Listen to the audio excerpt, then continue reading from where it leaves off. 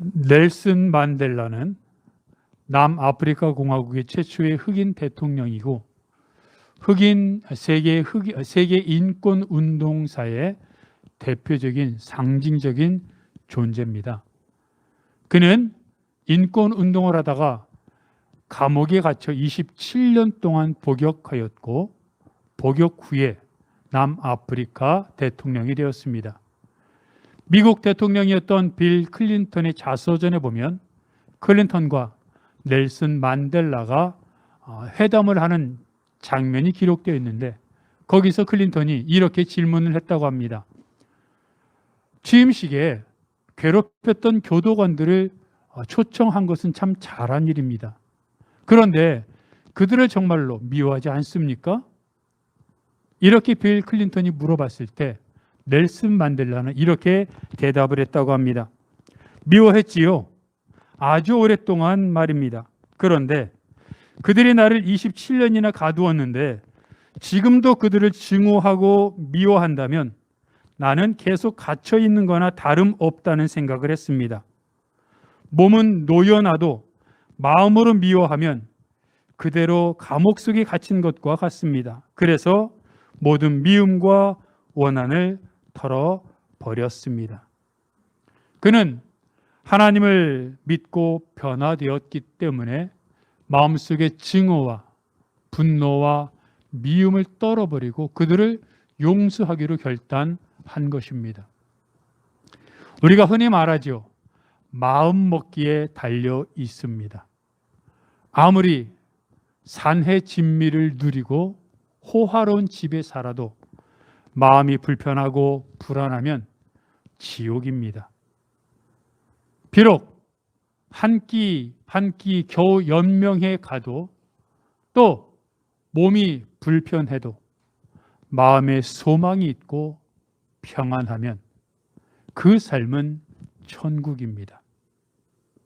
그래서 많은 사람들이 청춘이란 나이가 얼마인지와 상관없이 그 사람의 마음이 얼마나 젊은가에 달려 있다고 말하지 않습니까? 오늘 본문에서 말하고 있는 것이 똑같습니다. 사람은 마음 먹기에 달려 있습니다. 그 마음의 중요한 부분을 차지하는 것이 믿느냐 믿지 않느냐 하는 것입니다. 하나님은 이스라엘 백성들을 애굽 땅에서 인도하셔서 가나안 땅으로 들이셨습니다. 그리고는 들어가라 하셨습니다. 가나안 땅은 흔히 말하기를 젖과 꿀이 흐르는 땅이라고 알려져 있습니다. 상상해 보십시오. 젖과 꿀이 흐르는 땅. 여러분 성경을 읽어보면 이스라엘 백성들이 가나안 땅에 들어가서 차지할 것에 대해서 뭐라고 말하냐면 너희들이 짓지 아니한 집을 얻을 것이며 너희가 농사짓지 아니한 작물을 얻을 것이며 풍부한 시내와 풍부한 많은 것들을 소유하게 될 것이다라고 말하고 있습니다. 그것이 하나님께서 하나님의 자녀인 백성들에게 허락하신 것입니다. 그러기에 그 가나안 젖과 꿀이 흐르는 그 땅을 차지하려면 하나님 말씀대로 들어가면 됩니다. 그런데 아쉽게도 그 가나안 땅에는 가나안 7족속이 살고 있었습니다. 사실 그렇게 좋은 땅에 아무도 살고 있지 않는 게 더 이상한 것 아닙니까? 또 그렇게 좋은 땅에 사는 사람들이 키도 작고 볼품도 없고 힘도 없다면 숫자도 작다면 그게 더 이상한 거 아닙니까? 그들은 숫자도 많고 힘도 강했습니다. 그래서 첫 번째로 성경은 뭐라고 말하고 있습니까? 가나안 7족속을 숫자도 많고 힘이 센 가나안의 7족속이라고 말합니다. 젖과 꿀이 흐르는 땅입니다. 그런데 그 젖과 꿀이 흐르는 그 땅을 차지하려면 이스라엘 백성들보다 숫자도 많고 그들보다 힘이 더 센 가나안 7족속, 한 민족도 아니고 7민족과 싸워 승리해야 합니다. 오늘 본문은 분명히 말하기를 하나님께서 말씀하시기를 이스라엘 백성들에게 너희보다 숫자도 많고 그리고 힘이 센 일곱 족속이라고 표현하고 있습니다. 그럼 그 일곱 족속은 도대체 어떤 족속들이었을까요? 여러분, 일곱 족속의 의미하는 상징적인 의미들이 많이 있지만 그것들을 다 두루 살펴보기 전에 대충 이야기만 들어도 알 수 있습니다. 아모리 족속은 가나안 여러 곳에 흩어져 산재하며 살고 있었습니다. 즉 가나안 땅, 젖과 꿀이 흐르는 가나안 땅 어디를 가도 아모리 사람들이 있었습니다. 또 헷 족속은 힘이 강한 족속이었기 때문에 주변 다른 민족들에게 공포의 대상이었습니다. 생각해 보십시오. 여러분, 우리가 어디를 가도 만나는 사람들이 있습니다. 또 우리가 회사를 가든 어디를 가든 나에게 공포를 주고 두렵게 해주는, 두렵게 하는 사람들도 있습니다. 기르가스 족속은 성경에 잘 나오지 않습니다. 어떻게 표현하면 별 존재의 의미가 없는 또는 사람들에게 각인되지 않는 그런 존재인 것 같습니다. 또 히위 족속과 브리스 족속과 히위 족속은 산지에 살고 있었습니다. 산지에 살았다는 것은 무엇입니까? 거칠다는 뜻이죠. 우직하지만 바꿔 말하면 그들은 자신들이 생각한 대로 자기들이 원하는 대로 산다는 것입니다. 산에서 먹을 것을 개간하며 또는 농지를 개간하며 먹을 것을 채집하며 살았으니 얼마나 힘이 세고 강했겠습니까? 가나안 족속은 도시에 살며 상업을 했습니다. 생각하면 브리스 족속이나 히위 족속, 산지에 살았던 브리스 히위 족속과 오히려 반대되는 가나안 족속은 도시에 살며 상업을 했습니다. 얼마나 머리가 잘 돌아가며 얼마나 사람들을 살살 구슬려가며 자기가 원하는 것을 얻었겠습니까? 여부스 족속은 예루살렘에 거주했습니다. 이 일곱 족속 어딜 가나 만날 수 있었고 그들은 하나같이 자신들의 강점을 가진 힘 있는 민족들이었습니다. 그런데 숫자도 많고 힘도 센 그 가나안 일곱 족속을 이스라엘 백성들이 어떻게 이길 수 있습니까? 젖과 꿀이 흐르는 그 땅을 차지하려면, 젖과 꿀을 누리려면, 그들이 지은 집, 그들이 지은 농작물, 그들이 개간한 모든 것을 얻으려면 그들과 싸워 승리해야 하는데 자기들보다 숫자도 많고 자기들보다 힘도 센 그들을 한 민족도 아니고 7개 민족을 어떻게 싸워 이깁니까? 불가능합니다. 그거는 객관적인 수치로 나와 있습니다. 그런데 오늘 본문은 분명하게 말하고 있기를 하나님께서 이스라엘 백성을 그들이 사는 곳으로 들여보내시고 하나님이 그들을 쫓아내실 때에 라고 말하고 있습니다. 누가요? 하나님이 쫓아내신다는 겁니다. 이스라엘 백성들이 그 일곱 족속을 쫓아내는 것이 아니라 하나님께서 일곱 족속을 쫓아내 주시겠다고 말씀하고 있는 것입니다. 이것이 오늘 본문에서 우리가 가장 중요하게 봐야 할, 우리들이 관심을 갖고 우리의 마음을 두어야 할 그 포인트입니다. 근데 많은 사람들은 일곱 족속이 얼마나 강한지, 얼마나 숫자가 많은지에 대해서만 관심을 갖고 두려워합니다. 여러분, 이스라엘 백성들이 들어갔던 가나안 땅은 지금은 영적 가나안입니다. 지금은 팔레스타인이 가나안이 아니라 하나님의 주권, 하나님의 통치가 임하는 곳이 가나안입니다. 그런데 그곳이 회사일 수도 있습니다. 어느 장소, 어느 때인지가 중요한 것이 아니라 하나님이 다스리면, 하나님이 그곳을 통해, 그 때를 통해 역사하시면 그게 바로 가나안이요, 내가 바로 영적 이스라엘 사람인 것입니다. 그런데 그 가나안에 일곱 족속이 늘 있습니다.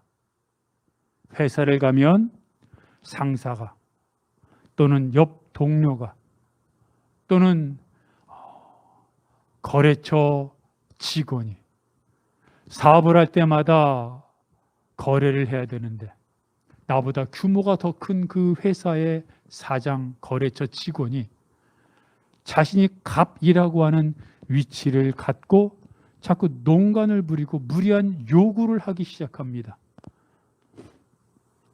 학교에서는 안 그렇습니까? 심지어는 가족들 중에도 그러지 않습니까? 어떤 경우는 친구들 사이에도 친구인 줄 알았는데 자신의 이익을 위해 다른 사람을 짓누르고 놀리고 그리고 심지어는 왕따시키는 경우도 있지 않습니까? 세상에는 그곳이 어느 곳이든 사람들이 있는 곳에는 어느 지역이나 어느 때나 늘 있었던 아모리 족속들 또는 도시에 살며 상업을 했던 가나안 족속 그리고 산지에 거주하며 힘이 셌던 브리스 히위 족속들처럼 늘 사람들은 자신이 갖고 있는 그 특징 뭡니까? 자신들만의 신을 섬기고 자기가 원하는 삶을 사는 것들을 영적 이스라엘인 그리스도인들이 요구하더라는 겁니다. 그럴 때 한 번 참고 한 번 화를 안 내고 그냥 미안하다고 끝내고 넘어갈 수 있는 상황도 있을 수 있습니다. 하지만 대부분은 잘못하면 사업하는 경우에 회사의 거래처가 끊어질 수도 있습니다. 금전적으로 큰 손해를 볼 수도 있습니다. 회사에서 말을 듣지 않으면 승진 대상에서 누락될 수도 있습니다. 누락되는 게 아니라 회사에서 나가야 될 수도 있습니다. 이럴 때 그 숫자도 많고 힘이 센 영적 가나안 7족속의 요구에 영적 이스라엘인 그리스도인들의 태도는 어떠해야 하겠습니까? 나라면 부당한 지시나 부당한 요구나 잘못된 지시에 어떻게 해야 합니까? 다니엘이 메대 시대의 총리가 되었습니다. 근데 다니엘이 총리가 된 것을 시기했던 다른 신하들이 다니엘을 모함합니다. 흠을 잡으려고 하다가 흠 잡을 게 없으니까 날마다 예루살렘을 향하여 하루에 3번 기도하는 것을 알았던 그들은 한 달 동안 메대, 즉 다리오 왕 외에는 기도하지 않도록 칙령을 만들게 합니다. 그리고 다니엘에게 요구하는 것이죠. 기도를 그만두든지 기도를 하려면 사자굴에 들어가든지. 이거는 아이고 내가 미안합니다. 다시는 안 그러겠습니다 하고 한번 꾸벅하고 한번 자존심 굽히고 한번 절하고 넘어갈 수 있는 게 아닙니다. 이것은 어떤 결정을 하느냐에 따라 총리를 계속 할 수 있느냐 아니면 그 집안에 멸문의 화를 당하느냐 죽음을 당하느냐의 문제가 걸려있는 생사의 문제입니다. 다니엘은 어떻게 해야 합니까? 내가 다니엘과 같은 경우라면 실제로 나로 인해 나뿐만 아니라 가족들도 그런 화를 당하게 된다면 신앙을 지키기 위해 영적 가나안 7족속의 요구를 거절하겠습니까? 끝까지 믿음으로 버티겠습니까? 다니엘은 기도를 선택했습니다. 그런데 결국 어떻게 되었습니까? 다니엘을 모함하려고 했던 사람들이 오히려 사자굴에 들어가게 되었고 다니엘은 다리오 왕에게 높임받게 되었습니다. 하나님이 하시기 때문입니다. 하나님이 가나안 땅에 들이시고 하나님이 쫓아내십니다. 그것을 믿는 것이 믿음이고 그 믿음을 가진 사람들이 그리스도인입니다. 어떤 자영업자가 있었습니다. 그가 너무 상황이 좋지 않아 파산 직전에 이르게 되었고 그는 그 문제를 갖고 목사님을 찾아가 상담하고 기도 요청을 계속했습니다. 목사님이 어느 날인가 그 집사님을 향해서 이렇게 말합니다. 집사님, 이제는 그 문제에 대해 나에게 더 이상 얘기하지 말고 그 문제를 향하여 믿음의 선포를 하십시오. 목사님의 말을 듣고 깨달음을 가졌던 집사님은 스스로 계속해서 외쳤습니다. 나는 하나님의 자녀다.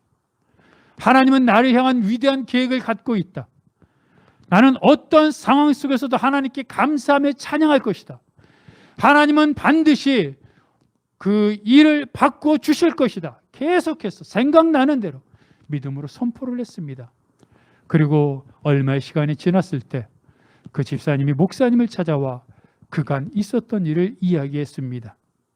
계속해서 믿음의 선포를 했는데 물론 힘들기도 했고 때로는 좌절되기도 했고 어려웠지만 그럴 때마다 오히려 힘을 내서 하나님께 기도하며 믿음의 선포를 했다는 겁니다.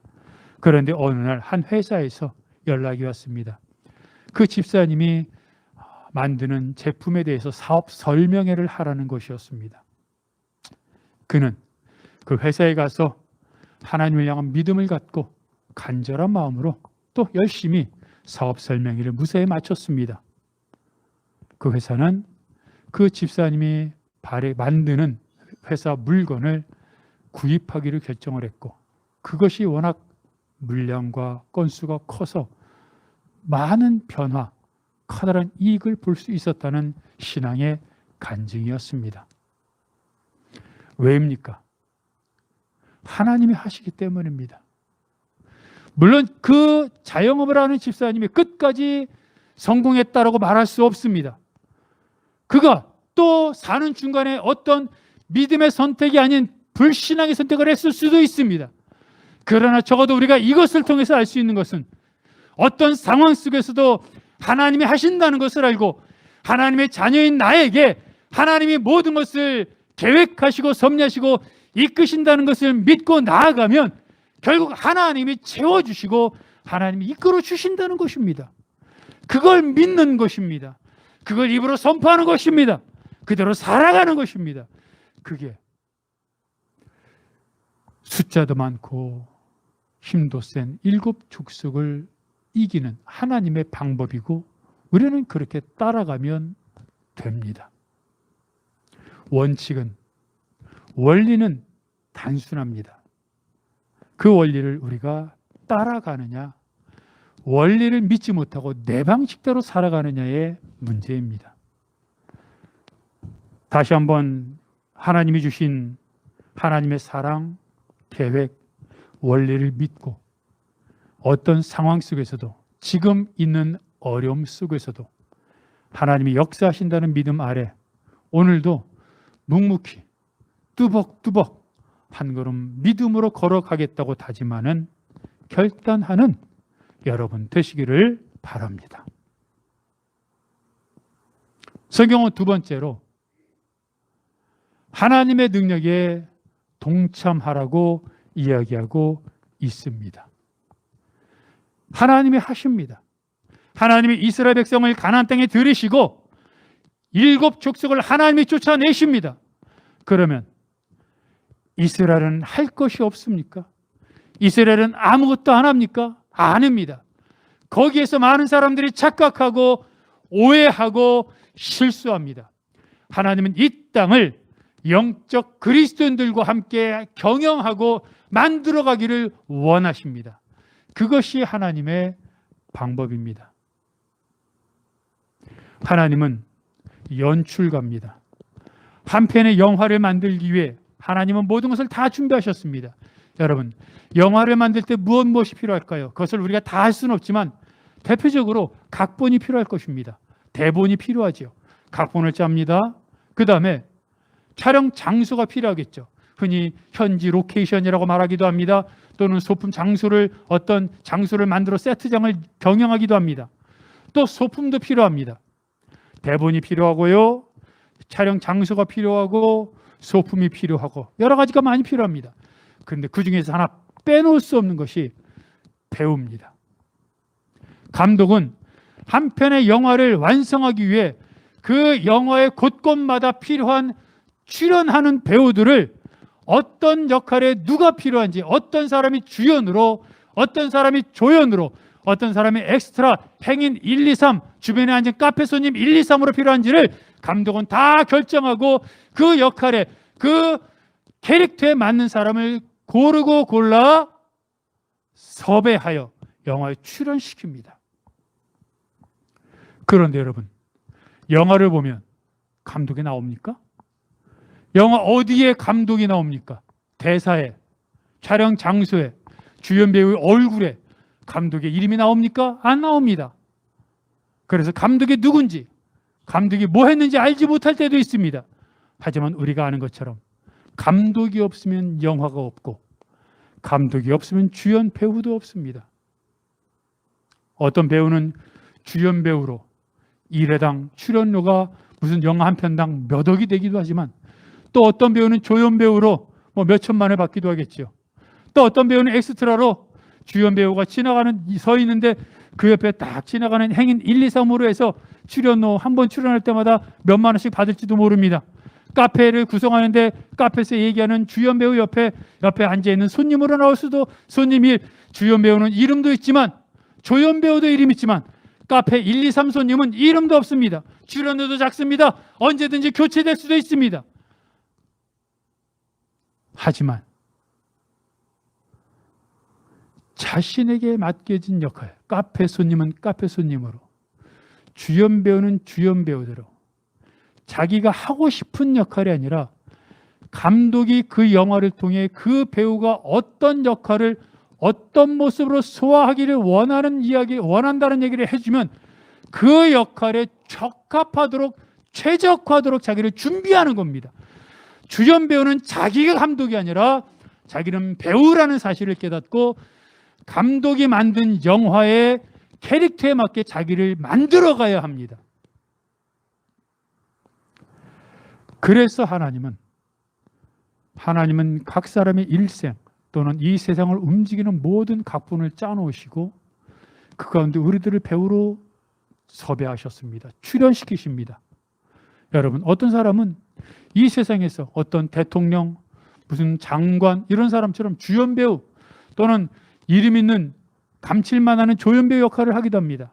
하지만 여러분, 어떤 사람들은 그 사람이 태어났다가 죽었는지도 모를 정도로, 아무도 모를 정도로 카페 손님 1, 2, 3, 어떤 사람은 돈을 많이 벌지도 못하고 그냥 출연 얼마 받지도 못하는 그런 사람처럼 살다, 그렇게 출연했다 영화에서 보이지 않을 수도 있습니다. 그래서 사람들은 주연 배우만 기억합니다. 주연 배우가 되려고 합니다. 하지만 감독에게는 주연 배우가 아무리 잘해도 카페 손님이 그 역할을 제대로 하지 못하면 영화를 망치기에 주연 배우나 조연 배우나 또는 행인 카페 손님 1, 2, 3의 역할을 맡은 사람도 주연 그 감독에게는 모두 소중한 것입니다. 감독은 언제 나옵니까? 그 영화가 마지막 다 끝나고 자막이 올라갈 때, 때로는 그 자막 맨 마지막에 감독 하나님이라고 써 있는 겁니다. 내 인생의 여정이 끝났을 때, 내 인생의 모든 역할이 끝나고 이 땅에서 숨을 멎고 하늘나라로 갈 때, 내 인생의 영화를 촬영하고 감독하고 대본하고 모든 것을 한 감독, 연출 하나님이라고 하나님은 기록하는 것입니다. 무슨 말입니까? 하나님이 다 하십니다. 그러나 하나님은 때로는 주연으로, 조연으로, 때로는 행인으로, 카페 손님으로 또는 주민으로 나에게 맡겨진 역할, 하나님이 나에게 맡겨주신 역할을 내가 감당해야 하는 겁니다. 그거를 해야 됩니다. 하나님이 다 해놓으시고 섭외해 놓으시고 각본 짜 놓으시고 그 역할 가운데 내가 들어가 내 역할을 하면 되는 것입니다. 여러분, 오늘 본문에서 그 얘기를 하고 있습니다. 하나님은 뭐라고 말씀하셨습니까? 이스라엘 백성을 가나안 땅에 들이시고 그 다음에 가나안 족속을 쫓아내실 것이라고 말합니다. 그러니 이스라엘 백성들이 할 일은 무엇입니까? 가나안 족속들을 너희들에게 넘겨줄 것이니 그때 너희는 그들을 진멸하라. 여러분, 이것처럼 명확한 말이 어디 있습니까? 그들을 내가 쫓아낼 것이야. 그런데 그들을 쫓아내기 위해서 내가 그들을 너에게 넘겨줄 테니 너희들은 그냥 진멸시켜, 전멸시켜, 그들과 싸워서 이기기만 해. 누가 한다고요? 하나님이 하는 겁니다. 근데 겉으로 나타나는 건 사람밖에 없으니까 영화의 모든 스케줄과 모든 건 감독이 하지만 영화상에 감독이 안 나오니까 주연 배우가 다 하는 것 같고 조연 배우가 다 하는 것 같지만 아니라는 겁니다. 감독이 다 하는 겁니다. 그래서 하나님은 이스라엘 백성에게 가나안 땅에 들어가라고 하셨습니다. 근데 여러분, 우리가 다 알지 않습니까? 이스라엘 백성은 주저했습니다. 겁이 났습니다.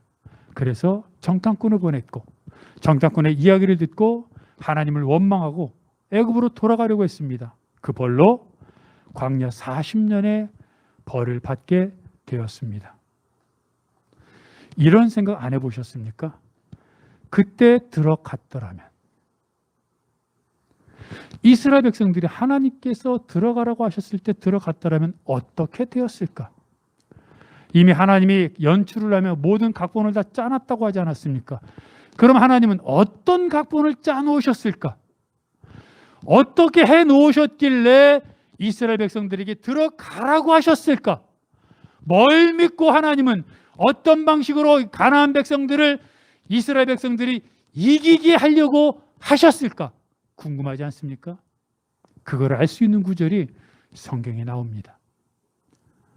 이스라엘 백성이 광야 생활 40년을 하고 나서 이제 40년 후에 요단강 건너편에 도착했습니다. 모세도 이제 죽습니다. 여호수아가 지도자가 되었습니다. 여호수아는 자기가 지도자가 된 후에 요단강을 건너기 전에 정탐꾼 2명을 여리고성에 보냅니다. 근데 그 정탐꾼들이 여리고성에 가서 만난 여인이 기생 라합이었습니다. 그리고 기생 라합이 충격적인 말을 합니다. 여호수아 2장 8절에서 11절을 보면 기생 라합이 정탐꾼들에게 이렇게 말합니다. 쉬운 성경입니다. 정탐꾼들이 잠자리에 들 준비를 할 때 라합이 지붕으로 올라와 그들에게 말했습니다. 나는 여호와께서 이 땅을 당신들의 백성에게 주셨다는 것을 압니다. 우리는 당신들 때문에 매우 두려워하고 있고 이 땅에 사는 모든 사람들도 당신들을 무서워하고 있습니다. 우리가 무서워하는 것은 여호와께서 당신들을 도우셨기 때문입니다. 우리는 당신들이 이집트에서 나올 때 여호와께서 홍해의 물을 마르게 하신 사실을 들어서 알고 있습니다. 또 당신들이 요단강 동쪽에 살고 있던 아모리 사람들의 두 왕 시혼과 옥을 물리쳤다는 사실도 알고 있습니다. 이 모든 이야기를 들었을 때 우리는 너무나도 무서웠습니다. 지금 이성 사람들은 당신들과 싸우는 것을 두려워하고 있습니다. 그것은 당신들의 하나님 여호와께서 위로는 하늘과 아래로는 땅을 다스리는 분이심을 알고 있기 때문입니다. 여러분, 우리가 오늘 읽은 본문으로부터 기생 라합이 말하는 장면은 40년이 지난 뒤의 말입니다. 그런데 기생 라합이 오늘 본문으로부터 40년이 지난 뒤에 뭐라고 말합니까? 우리는 지금 떨고 있는데 이유가 뭐냐면 10절에 말하기를 하나님이 당신들을 돕고 있는데 그래서 당신들이 홍해를 건넜고 또 홍해를 건넌 것뿐만 아니라 바산왕 옥과 또 아모리 왕 시온을 물리쳤다는 소식도 들었다는 겁니다. 여러분, 홍해를 건넌 것은 기생 라합으로 보면 홍해를 건넌 건 40년 전 얘기고요. 바산왕 옥과 아모리 왕 시온을 물리친 건 바로 직전의 일입니다. 홍해는 40년 전, 옥과 시온을 물리친 건 직전입니다. 그 소식을 다 들었습니다. 그걸 들었기 때문에 여리고 사람들은 지금 두려워 싸우면 진다는 걸 알고 걱정하고 있습니다. 이게 왜 근거가 될까요? 여러분, 우리 상식적으로 생각해 봅시다. 오늘 본문 라합 말을 듣기 전에 오늘 본문, 즉 홍해를 건너고 바로 얼마 되지 않아 가나안 땅에 들어가라고 했습니다. 근데 안 들어갔습니다. 이 소식을 여리고성 사람들과 가나안 사람들이 들었을까요? 못 들었을까요? 홍해를 건넜다는 사실을 그 즉시 여리고성 사람들과 가나안 사람들이 들었다고 보는 게 합리적인 해석일까요? 40년이 지난 뒤에 들었다고 보는 게 합리적일까요? 40년이 지난 뒤에 들었으면 오히려 거짓말이라고 생각했을 겁니다. 그들은 자신들의 말을 믿지도 않았을 것이고 이스라엘 백성들이 거짓말을 퍼뜨린다고 생각했을 것입니다. 또 왜 갑자기 40년 후에 이스라엘 사람들이 홍해 건넜다는 말을 어디서 누구로부터 들었겠습니까? 말이 안 되죠. 이들은 이미 이스라엘 백성들이 홍해를 건넜다는 말을 그 당시에 들었던 겁니다. 물론 구체적으로 어떤 상황을 통해서 들었는지 우리가 알 길은 없지만 이미 가나안 사람들, 특히 오늘 보면 기생 라합이 속한 여리고성 사람들과 가나안 사람들은 이스라엘 백성들이 홍해를 건넜다는, 그리고 애굽 군사들이 다 죽었다는 소식을 당연히 다 들었습니다. 그 시대 사람들이 이스라엘 백성들이 애굽을 탈출했다는 그런 소식을 몰랐겠습니까? 듣고 나서 이미 그때부터 두려워 떨고 있었던 겁니다. 그런데 거기에다가 기생 라합으로 보면 옥과 시혼을 바로 직전에 또 물리치니까 그것이 더해져서 극심한 공포에 떨고 있었던 겁니다. 그렇다면 정탐꾼들이 볼 때 가나안 땅을 정탐했을 때 그들은 키도 크고 장대하고 싸우면 자기네가 질 거라고 생각했겠지만 이미 그들의 마음속에는 이스라엘 백성들이 홍해를 건넜고 애국 군사들이 다 죽었다는 소식을 듣고 이미 그들은 마음속에 두려움과 공포심을 갖고 있었다는 것을 당연히 추측할 수 있습니다. 이미 싸워보지 않아도 이긴 싸움입니다. 겉모습이 아닙니다. 마음입니다. 아무리 겉으로는 강해 보여도 속에 투지가 있느냐, 믿음이 있느냐의 문제입니다. 근데 이스라엘 백성은 하나님이 그러신 겁니다. 다 넘겨주신 겁니다. 여리고 사람들, 그리고 가나안 사람들 다 두렵게 만들어 놓으셨습니다. 이스라엘 백성들이 예 하고 들어가기만 하면 그 덩치 큰 사람들이 도망치게 되어 있었습니다. 근데 백성들은 하나님의 말을 믿은 것이 아니라 가나안의 7 족속의 겉모습, 숫자가 많고 힘이 세다는 사실만 보고 두려웠습니다. 골리앗도 마찬가지 아닙니까? 이스라엘 백성들이 두려웠던 게 뭡니까? 골리앗의 겉모습입니다. 3m에 가까운 키, 장대한 체구, 훈련된 그 모습. 근데 다윗은 그걸 보지 않았습니다. 만군의 여호와 하나님을 믿었습니다. 그랬더니 죽지 않습니까? 똑같습니다. 이 땅에서 정말로 영적 그리스도인으로, 영적 이스라엘 사람으로 가나안 7 족속을 싸워서 이기며 이 땅에서 젖과 꿀이 흐르는 삶을 살기를 원한다면 하나님을 믿어야 합니다. 눈에 보이는 것이 아니라 하나님을 향한 믿음을 갖고 살아야 합니다. 얼마 전에 페이스북에 한 유명한 목사님이 글을 올렸습니다. 그 목사님이 97년도에 성전을 건축하는데 그때 결혼을 주례한 한 신혼부부, 청년 신혼부부가 와서 40만 원의 건축헌금을 했다고 합니다. 근데 그 40만 원의 건축헌금의 내용이 뭐냐고 봤더니 신랑이 신부에게 줄 금 목걸이의 그 금 목걸이를 그거를 가격을 헌금을 한 겁니다. 신부는 가짜 금 목걸이를 하고 그 금 목걸이의 가격 40만 원을 헌금으로 한 겁니다. 너무 고마웠습니다. 그래서 그 목사님은 또 얼마 후에 또 그 목사님이 주례한 젊은 목사님이 지방으로 청빙을 받아가면서 그 교회가 성전 건축한다는 얘기를 듣고 금목걸이를 주고 갔습니다. 그 목사님은 그 금목걸이를 자기 개인 돈으로 사서 그것을 금은방을 운영하는 집사님에게 맡기고는 새로운 금목걸이로 멋있게 만들으라고 했습니다. 그래서 새로운 금목걸이를 만들어서 40만 원의 헌금을 하고 가짜 금목걸이를 하고 있는 신부에게 채워줬다고 합니다. 결혼 예물로 받을 금목걸이 대신 가짜 금목걸이를 하고 40만 원을 낸 그 젊은 부부의 마음이 고마워서 목사님은 자신의 돈으로 금목걸이를 만들어 줬는데 하나님은 더 큰 것을 줬다는 이야기가 페이스북의 내용이었습니다. 그 청년 신랑은 영국에 유학을 갔는데 거기서 석사 논문이 인정을 받아서 세계 학회에서 여러 번 다니며 발표를 하게 되었습니다. 박사학위가 학회에서 인정받는 것도 어려운데 석사 논문을 얼마나 잘 썼길래 세계 학회에서 인정받고 또 그 가치를 인정받은 것입니다. 당연히 그는 박사학위를 받고 나서 영국의 대학의 교수가 되었습니다.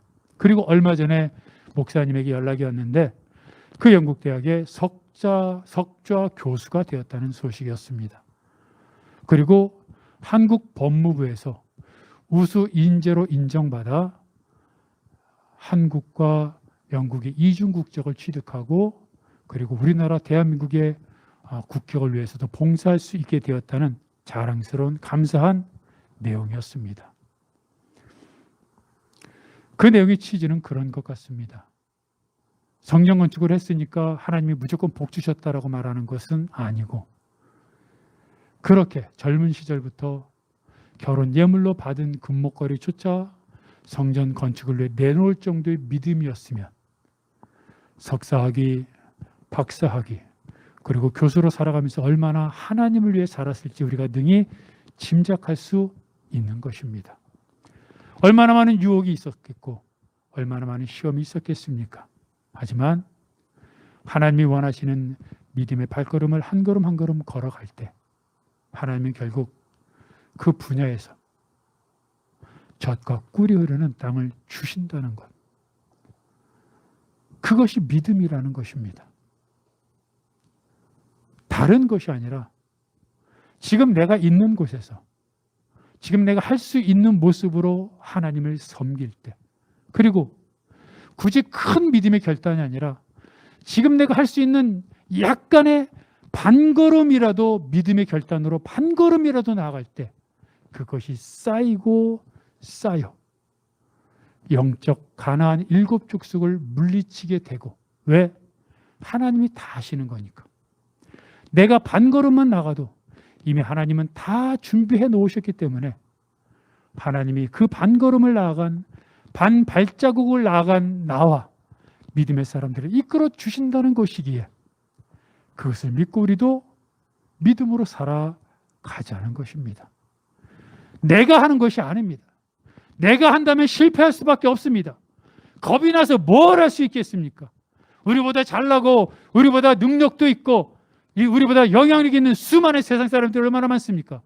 그들을 대상으로 뭘 하겠습니까?